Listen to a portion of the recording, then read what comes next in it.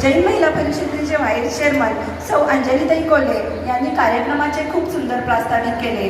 परिषदेच्या विविध कमिट्या आणि त्यांचे कामकाज इत्यादीबद्दल खूप सुंदर त्यांनी माहिती दिली। तसेच जैन महिला परिषदेचे सेक्रेटरी सौ अनिताताई यांनी दक्षिण भारत जैन सभेचे सेक्रेटरी सौ अनिताताई पाटील यांनी 3 वर्षांमध्ये केलेल्या कामकाजाची अतिशय सुंदर अशी माहिती दिली।